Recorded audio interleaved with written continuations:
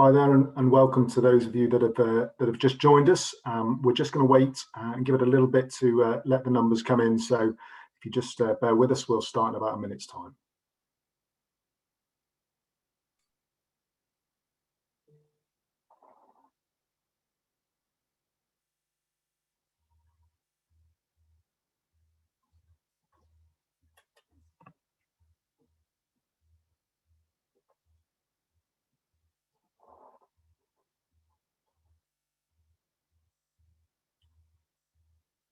For those of you that are just joining us, we're just going to give it another 30 seconds just to let people join, and then we'll kick things off.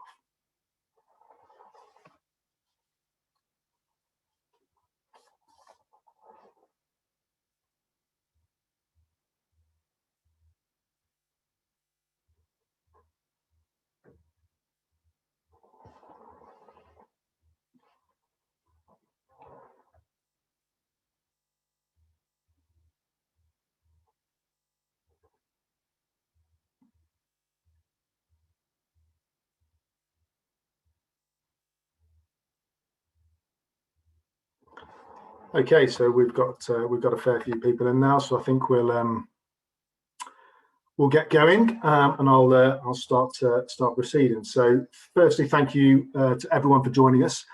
It's great to have as many people from the wide background that we've got on. And today we're going to be talking about, obviously, in relation to the National Work Zone Awareness Week that's going on, and how connected vehicle data can assist in enabling that work zone safety. So our theory is that with connected vehicle data, DOTs and other agencies can further understand driver behaviour more accurately and safely plan for constructions on roadways. And it's our hope that today in the panel that we've got gathered for you, we'll be able to educate and inspire others to unlock the potential for the data to make the roads better and safer for all. So if we just go on that. Brilliant. So just to start things off, a little bit of housekeeping. We have got an agenda that we're going to try and stick to. So in a minute, I'll introduce you to the panel, and then we'll go through the teams as we go along.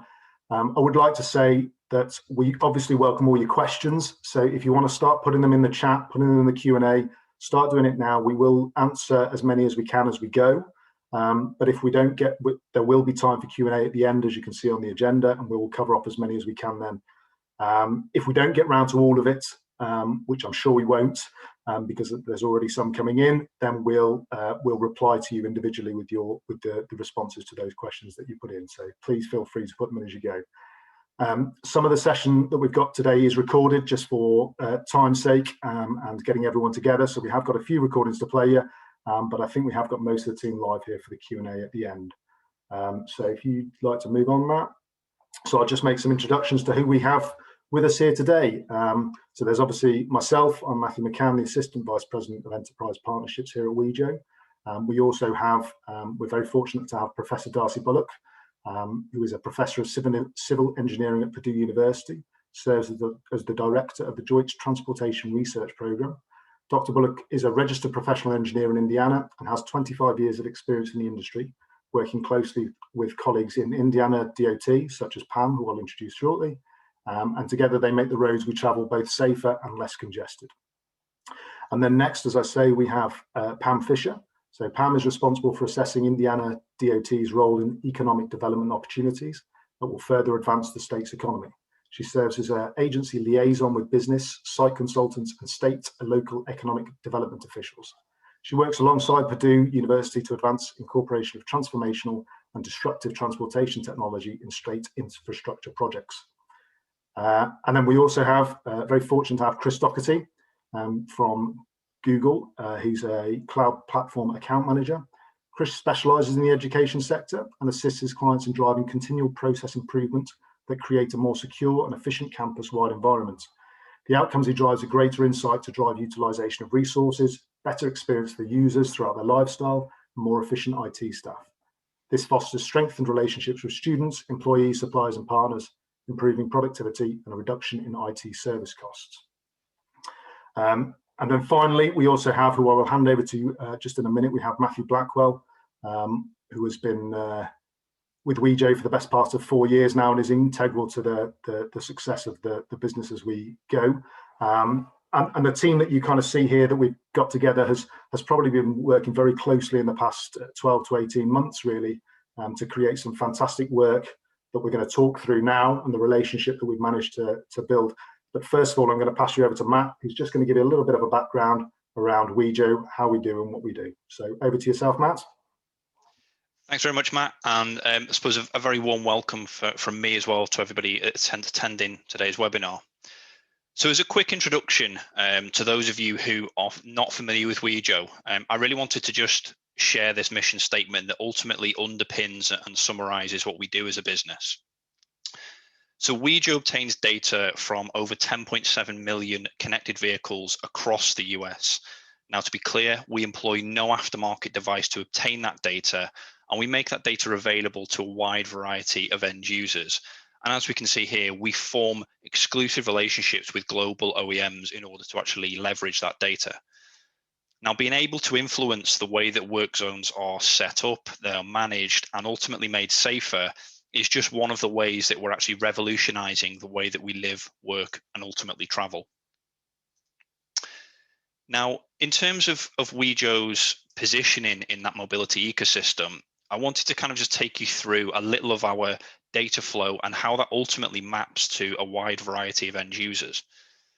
So as you can see on the left-hand side, we ingest data directly from major global OEMs, with us having our strongest presence in North America currently. Now that data is then standardized into a common data model and made available through a wide variety of methods, some of which I'll delve into a little bit more deeper on the next slide.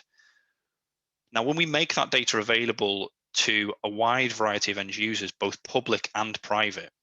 Now, as it relates to Work Zone Safety Week, we typically do a lot of work with major civil engineering firms, as well as some research institutes and academia, such as Purdue University, who you'll hear from today, to be able to effectively plan and manage work zones across the US.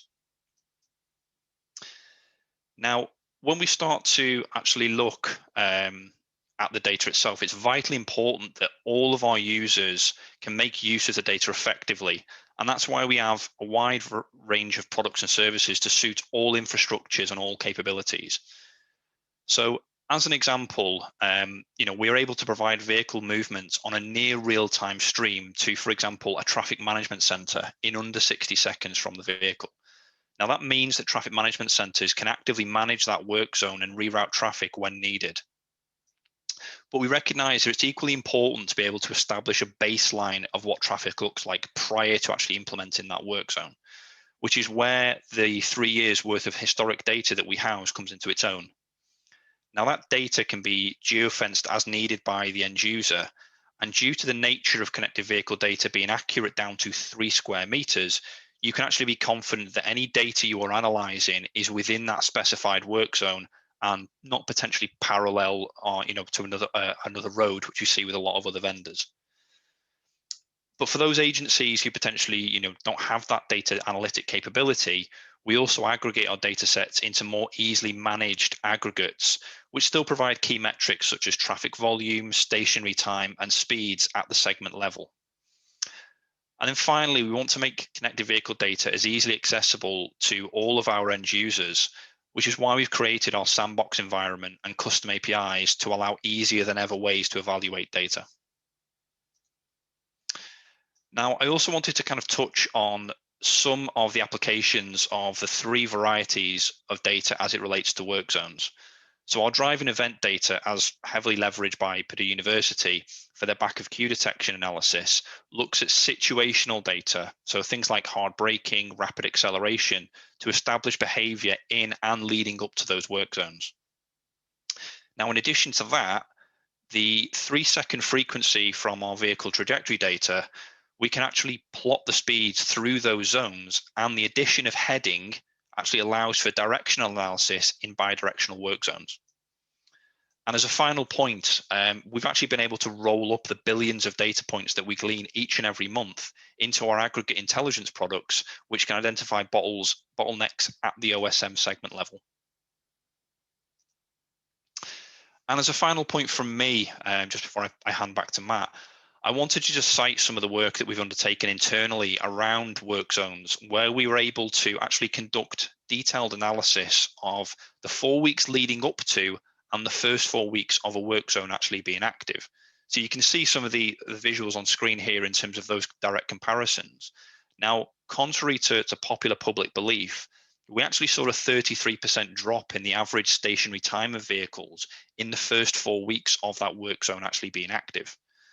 Now, it's analysis and verification through connected vehicle data such as this that's leading to a lot more agencies and civil engineering firms turning to big data sets for data-driven results and planning around work zones.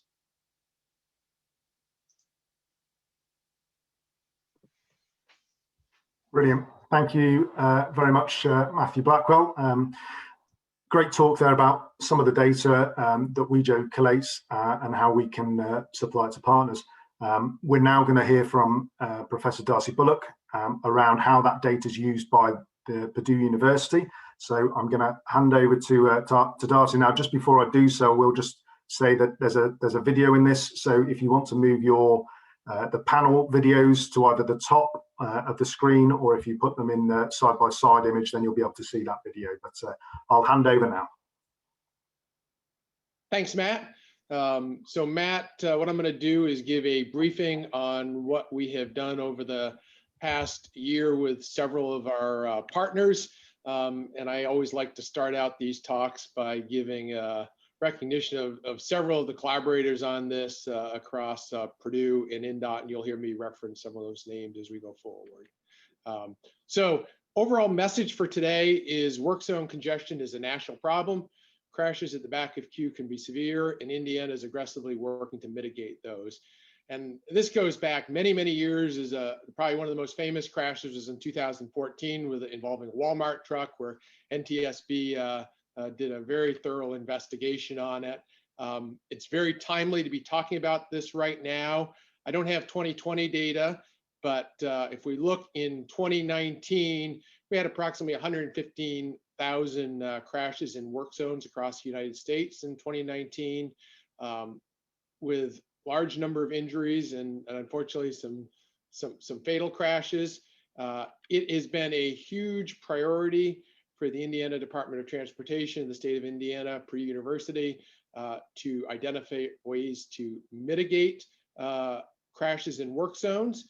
And the general theme of my talk today is our vehicles know more about the roads than we do as agencies. And INDOT and Purdue have been aggressively pursuing, in partnership with some of our colleagues on the webinar, Google and Wejo, on how to harness that data to make good decisions for proactively managing work zones. A lot of this work goes back to Tennessee was a leader in this space with their Protect the Queue program.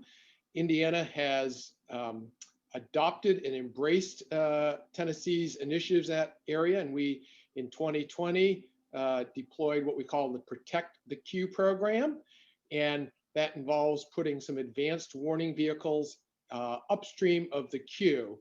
And a critical component of doing this is using connected vehicle data so we can, one, triage where are the most important states, locations across our state to deploy those trucks, and then second, where in proximity to that back of queue should we be deploying those queue trucks so we keep them at that right space. INDOT has been aggressively promoting the importance of this, and this is an example of one of the queue trucks that we deploy in the state that we are not only deploying based on the use of connected vehicle data, but we're also using to do some outcome assessment. So I'll share with you some outcome assessment on this as we go forward. And this is a photo from just last week on I-65 in Indiana. So just to give you a little bit of context on this, crashes at the back of queue increased by approximately a factor of 24 when we're in construction zones. It's not scalable to be putting drones or flying around taking pictures of these construction zones, but connected vehicle effectively gives us that bird's eye view so we can identify where those problems are and where we might be able to mitigate. find mitigating solutions. So if we look here, this is some Wejo data that we plotted. And at the end of the talk, there's a reference to the paper that kind of gives you some of the details on this.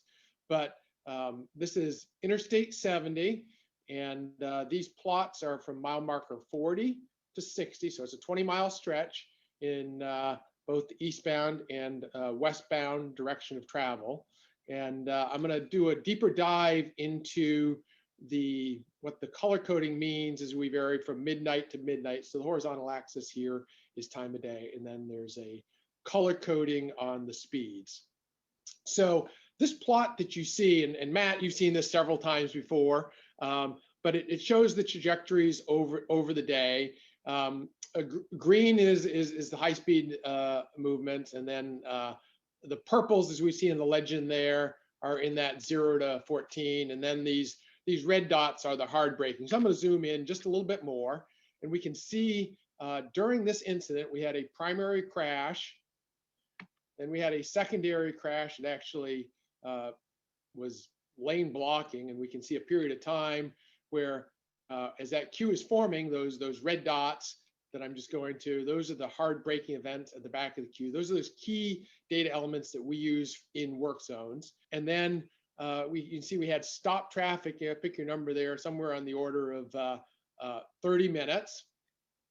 Total duration of the event was 2.5 hours, and it was about a 12-mile queue. So this just kind of gives you an overview of the data that the information that we can extract from connected vehicle data over historically for after action, or we can extract this in real time as the event is unfolding for proactive tactical management. And again, this connected vehicle data is much more scalable than relying on inspecting video cameras for deploying assets. So now I want to shift to very specific information with regard to some work zones.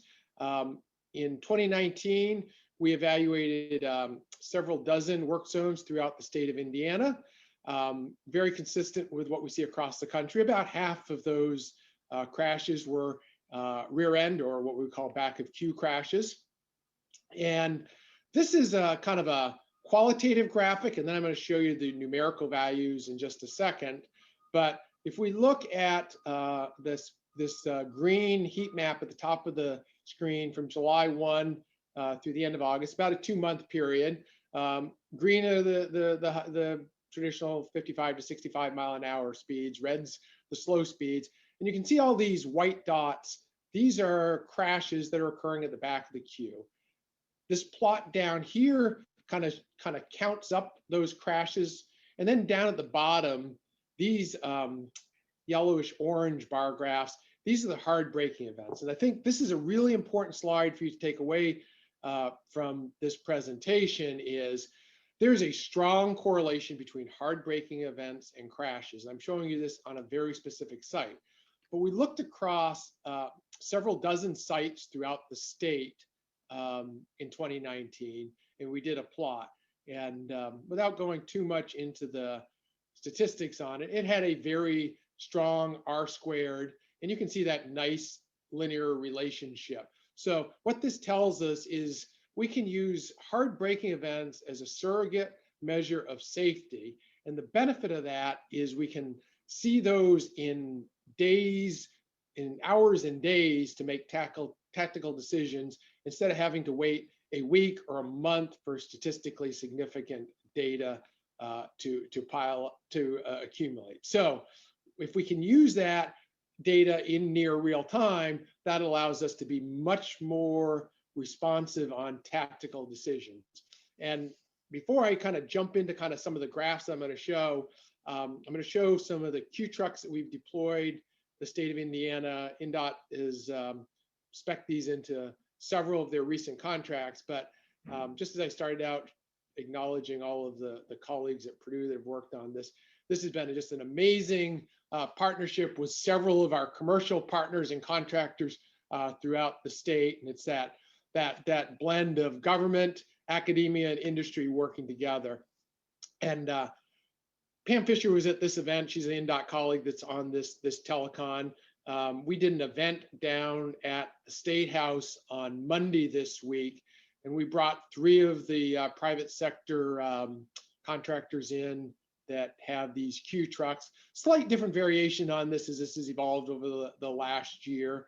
I can just say it was just an overwhelming interest on this. And I want to show you kind of some of the analytical data behind the deployment of these Q trucks on the roads in Indiana.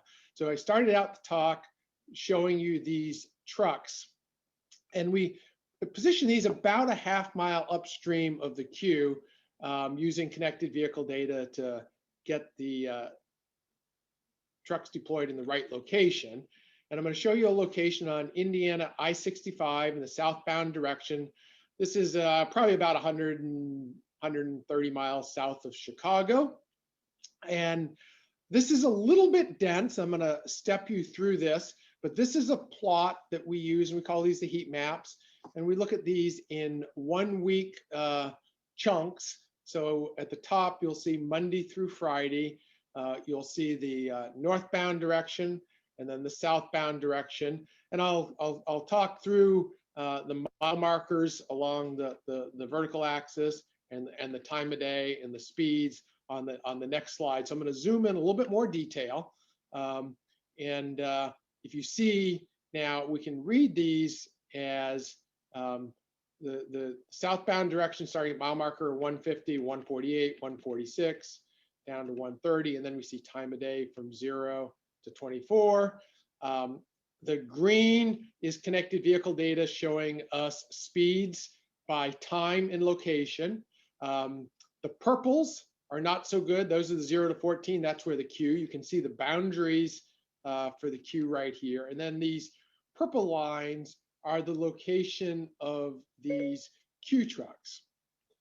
So if we look here at the bottom of this slide, we see a legend, and that speed legend is important for reading these maps, and again, seeing the boundary between high speed and the queuing. But then if you look at these red dots around here, these are the hard braking events. And I think this is really that important message on how can we use connected vehicle data to make good, intelligent decisions for managing our work zones and then assessing that outcome. So I'm going to zoom in and look at these work zones in the southbound direction that had a Q truck, the purple line, and I'm going to compare it up here with one that didn't have the Q truck. So when we look down here at the bottom, this Q truck was the purple line right here. We only had 2 hard braking events in advance of that Q. We look at this was an incident unrelated to this construction zone in a different direction, and we see 9 hard braking events. So as I showed you earlier, pick your number from the 2019 study, we see about 150 hard braking events for every crash out there. So if we can cut our hard braking events, and I'm just going to be conservative, if we can cut our hard braking events in half, I think that's a reasonable assumption that we can cut our crashes in half. And that's what is really exciting to us on both the academic front and the agency front, is how to harness this large big data set in to proactively identify where we can deploy assets, intelligently deploy them, and then more importantly, assess them to make sure that we are investing these resources appropriately. And down the road, there's still some opportunities trying to figure out how close to the queue we deploy that. I mean, this is an active area that we're looking on right now. But when we look at the statistics overall of 115,000 crashes in the United States every year in construction work zones, I believe this connected vehicle data, both the trajectories and this hard braking data, is an absolute game changer in how we can manage these work zones more effectively. And I'll just give you just a little bit of a preview. The work that Howell and the rest of the team have done with Google and Wejo, this scales really, really well. So I'm just going to give you a preview of a tool, and Matt will follow up with you later, but we've generalize this tool so you can just pick 2 points on a map anywhere in the US, and we can come up with these heat maps and these hard braking plots, and we can compare and can contrast different routes. So the message that I have for you today is our vehicles know more about the roads than we do. This data is really important, and I would love to find a way to work with several of the agencies that are going to be on this call. So if you're interested in that tool, I would encourage you to reach out to Matt. I can't promise it's his data, but if we can come up with a few agencies that want to try this in their local area, we would love to work with you and try this as a pilot basis. So with that, I always like to conclude the talk by giving a link to some of the references out there. We've published 4 papers in the past year that are showing how this connected vehicle data can be used largely to improve safety. So there's links up there. We'll put those in the chat. And then if you want to see any kind of the most recent stuff on my Twitter, we got pictures from the event that we held down at the Indiana State House with our contractor partners earlier this week. And there's some kind of real-time information that's kind of coming in from that right now. You can see on my Twitter. With that, Matt, over to you, and thank you for giving me this opportunity to present on this important topic. Thanks. Thank you very much, Darcy. Excellent talk as always. I think those links that Darcy was talking about there have just been posted into the chat, so they're there for you to look at the papers that Darcy and the team at Purdue University have put together. So that is there. And as Darcy alludes to, if any of the information that you saw there is something that you think you could utilise and you'd like to explore more, then obviously get in contact with myself or Matt Blackwell or Darcy, and we will happily discuss that with you. But I think we'll move on now. So our next panelist, Chris Doherty from Google, has a recorded video that we're gonna play now from Chris. So this kind of addresses some of the situations and issues that I think a lot of people are concerned of when we start talking about Google Cloud and storage and performance there. So I'll hand over to Chris now. Thank you very much. So thank you, everybody, for allowing me to participate in the panel today. We're here at Google Cloud. We do deeply appreciate it. What I'm going to do is walk through a little bit of how the relationship started with Darcy and the team at JTRP and Purdue University, a little bit about the solution as well as Google Cloud and some of the results that Darcy and team are seeing. So we approach our relationships with universities and really all customers from a partnership mentality. And what that means is truly learning and understanding what JTRP and the team wanted to do with data and overall as a mission was vitally important. So I remember from the first phone call back when COVID first started. So our relationship is completely virtual based. We've never met in person to this date. But throughout that process, we really wanted to sit down and just listen. So that first hour call we had with Darcy and Hal and the team was really just a lot of questions from our side of understanding what JTRP was doing, the mission of JTRP, and just this learning from that perspective. From there, we wanted to dive into where do you want to go to next? You know, what does today's data look like? What does tomorrow's data look like? As Darcy started to explain the level of data, the importance of data, the mission of that data, what could be done with that data was vitally important. And we really bought into that mission, knowing that that's really an outcome we wanted to help drive. So once we also started to understand the level and sizing of data, the numbers that were being brought forth in that first conversation were a little bit overwhelming at first from just a normal standpoint. We were talking about 160 billion records, which to me almost thought about how many stars are in the solar system, that kind of thing there. And also the growth of data, how understanding how each autonomous car is generating from 5 to 20 terabytes of data a day. So all of those things really lends to a conversation and understanding about how does a true partnership evolve from there? So the questions we were asking at the end of that first call were, how do you scale? How could you scale today? What does the scale look like? How do you control the costs within that scaling? So as you start to open up more states and open up more conversations, how do you control the costs? Funding is always a concern. So we want to make sure that every dollar is stretched the right way and used for the right things, as we'll talk about in a moment. And also, just as importantly, how will your processes support the scaling? That's a key thing. I don't know of any agency out there that has just the ability to hire numerous amounts of people every day to kind of handle the amount of data and scaling from that perspective. So those are the key things: the scale, the controlling of cost of the scale, and obviously the processes, the outcomes we wanted to drive. So this relationship and partnership really developed, and we started working on a kind of a technology solution within Google Cloud Platform. The first thing that really came up was the ability for BigQuery, which is our enterprise level data warehouse, is going to play a key role.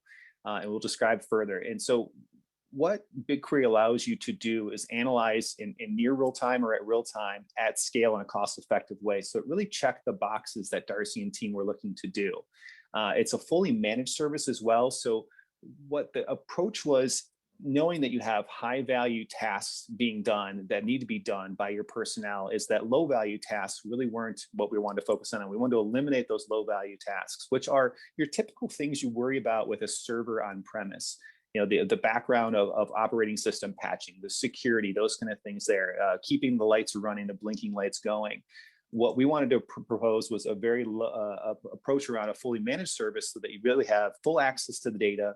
It's your data, it's your processes, but the back-end infrastructure is really our responsibility, which then frees up your folks, the Howleys of the team, to really focus on those high-value tasks. It also means that you're focused on more analysis of your data, the queries themselves, which are the questions you're asking your data. You're focused on that more than you are worried about the infrastructure itself. That's the key thing there. So it really led to questions about what are you asking of your data? What is your data telling you? What is the speed of your answers? I think that's a key thing Darcy just mentioned, saying, you know, in those scenarios where you have crash, or we just talked about weather, the weather comes in, so you need those answers today, if not in real time, not necessarily tomorrow. Tomorrow's okay in some situations, but you need real-time data with real-time answers was the key thing. And then also, obviously the automation handling that scaling. So how many processes are put in place as you start to bring in 160 billion records? You have to understand that who's going to be handling the processes, how much automation can be built in. And that's really the key thing. The last part of the story around the solution was the storage conversation. You know, 160 billion records is fantastic, but it's only a tip of the iceberg, as Darcy and the team will probably explain as you guys go. There's many more records out there. So understanding how storage plays a role, it's not a very exciting thing, but it is an important thing to understand where your storage, where your data is, and also building a cost-effective way to do that. So that was really the solution we brought back to Darcy and Howell and the team and said, listen, here's your analysis tool. BigQuery is going to help you get those answers faster. And there's some statistics I'm going to mention in a moment, but getting those answers in a scalable and autonomous way, no pun intended, to make sure that you guys have that process in place. And then really understanding how to store the data long-term in a cost-effective way. That was really the combination that we worked under for the team. And the results, we had a chance to do a case study with JTRP. Actually, last fall, I believe it was published, so it's available for reference as part of this conversation. The numbers are there. The proof is there in terms of how this solution has changed what they do and how they do things. Howell Lee mentioned as part of this, a section of interstate highway over a 24-hour period takes just 7 minutes on BigQuery compared to 90 minutes on a single on-premise server.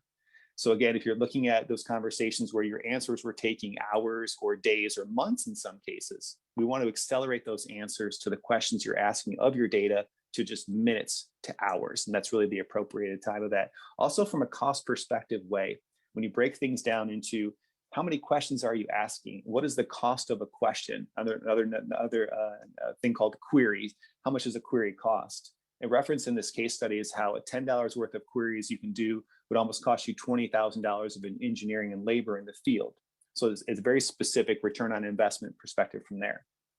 So with that, our partnership with the Purdue team, JTRP, is so important to us. We're so proud of the results that they've seen. We're so proud to be a partner of their today and tomorrow, where they're headed, along with the Wejo team. This has been a fantastic partnership. So with that, our relationship with Purdue University, JTRP, the solution itself has definitely proven its worth, and we're excited about the partnership moving forward. So thank you. Brilliant. Thank you very much, Chris there. That's excellent. And I think we've got some really good questions coming in for all the panelists so far. So I'm pleased to say Chris is on the line, so we'll get to his questions very shortly. But we do have our final speaker here, Pam Fisher, Director of Economic Development at Indiana DOT. And I think this is a really key one for us because obviously we can talk about our data. Darcy can talk about how they use the data, but it's great to hear from a kind of end user, someone that's actually putting that data to practice. So I'll just pass over to Pam, and she can talk you through how Indiana are benefiting from that data. Thank you again for the opportunity to participate in today's panel. At state DOTs, safety is our #1 issue. We're always focused on incorporating technology and reducing traffic fatalities, crashes, and congestion on our interstates. Nationally, 4 out of 5 people killed in work zones are drivers and passengers, not highway workers. So the opportunity to be incorporating real-time data into the way that we handle our work zones is of critical importance to the Indiana Department of Transportation. The opportunity to use vehicle data to identify road conditions allows us to reduce crashes.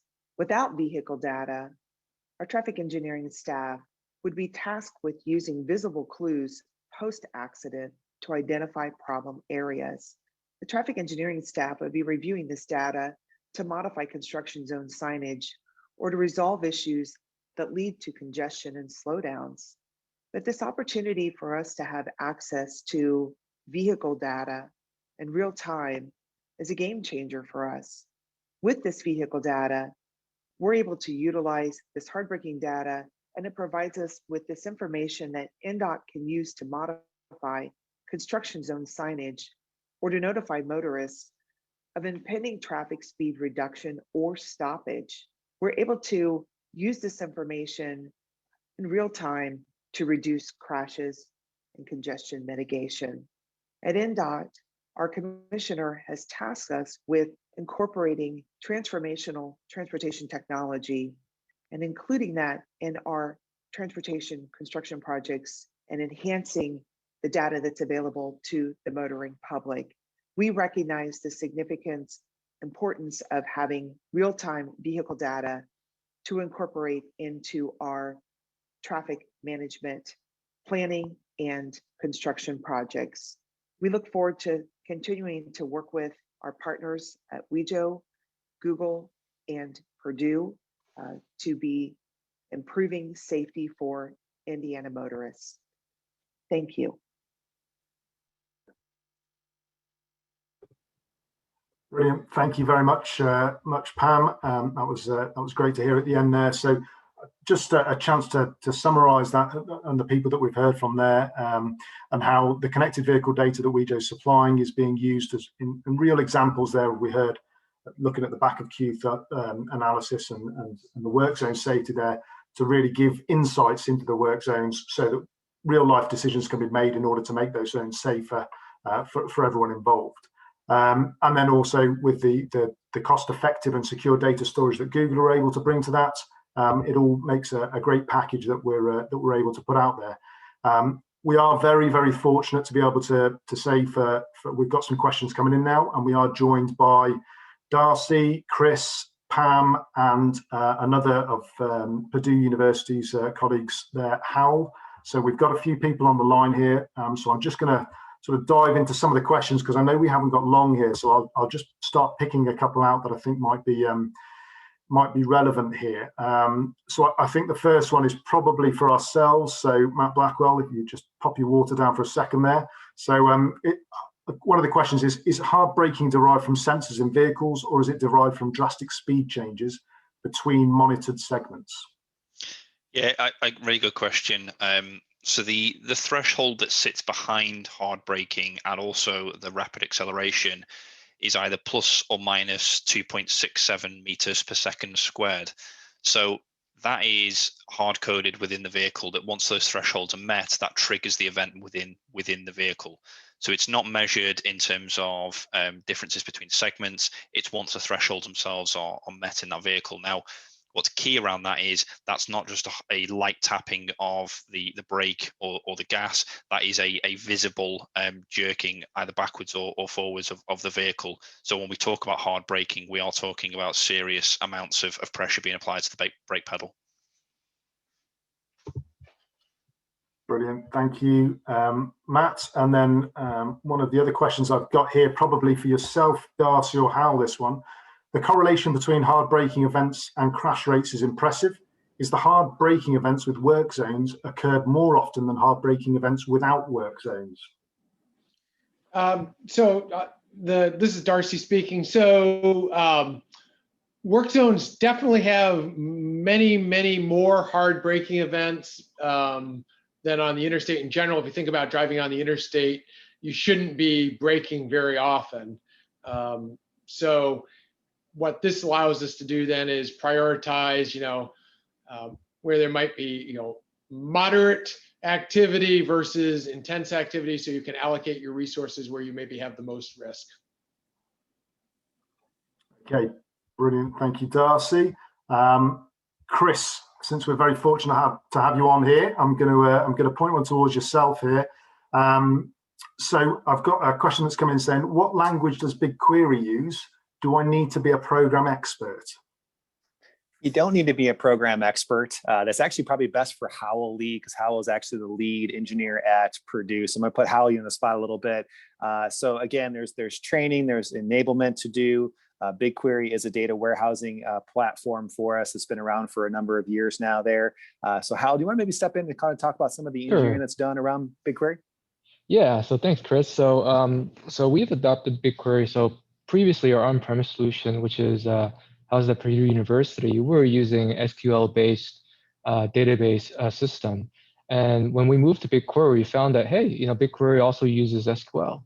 So a lot of our team were very familiar, the grad students and research staff alike, they were fairly familiar with SQL and all the data connectors required to pull data out of our existing systems. When we moved on to the cloud data warehouse solution, BigQuery, it was basically copy and paste the SQL code. So it was fairly painless transition for us, and it's worked wonders. Brilliant. Thank you very much, Chris and Hal, for your answers on that one. I'm going to revert back to our very own Matt Blackwell on this one. So what is the Wejo data latency from connected vehicle to the operator at the traffic management center? Yeah, again, really good question. So in terms of the data flow, so from the vehicle through our Adept platform, so our Adept platform is where we standardize and we normalize all of that data. We conduct data quality checks against each and every data point and to our end user. Our official SLA is in under 60 seconds. Now, in reality, about 95% of the data reaches the end user in under 32 seconds. So in the setting of a traffic management center, for the purposes of active rerouting or traffic calming measures, and we are seeing it being leveraged in multiple different centers. Okay, brilliant. Thank you very much. So I'll just couple of questions that are just coming in here that I think are quite relevant. So I'll just pick one out here. With the accuracy being 3 meters, does anything need to be done to the data, namely lane departures from one lane to another? So can we establish lane departures from the accuracy of our data? Yeah, I'll kind of cover that one. So when we talk about 3 meter accuracy or 6 decimal places, depending on what your preference is, typically we find a lot of typical data vendors will have accuracy anywhere between 10 and 15 up to 20 meters. Now, in terms of lane departure, we don't necessarily leverage the sensor that indicates lane departure as some vehicles are fitted with, but we have been able to actually visualize the raw data without any need for snapping to roadways to actually pick out lane level accuracy. So if you look, for example, at the difference between a HOV lane versus the outside lane, you can absolutely pick that. And also one thing I mentioned before was on bidirectional roads where potentially that 3 meter accuracy isn't, if it's one lane either side, isn't enough, you can actually use the heading of the vehicle anywhere from 0 to 359 degrees to be able to pick out the direction of that vehicle as well. Brilliant. Okay, thank you very much, Matt. I think we are actually coming up to the end, so I think we're running out of time, and I think we've heard some brilliant stuff around from the whole panel here. So I'd just like to extend my personal thanks to everyone again for allowing us the time to talk here. I will reiterate that we will get round to everyone's questions that's come through, and they're still coming through now. So once we've got all those questions, we will come back to you with those answers. And again, if there's any questions or any queries, or you want to get in touch, then feel free to reach out to myself. Our details should be in the chat here. I'm just popping my email address in now. So if there's any questions or you want to get in contact to talk about some of the stuff that we're doing here and how we do it, then please feel free to get in touch. And thank you again for everyone for being part of the panel. It's much appreciated.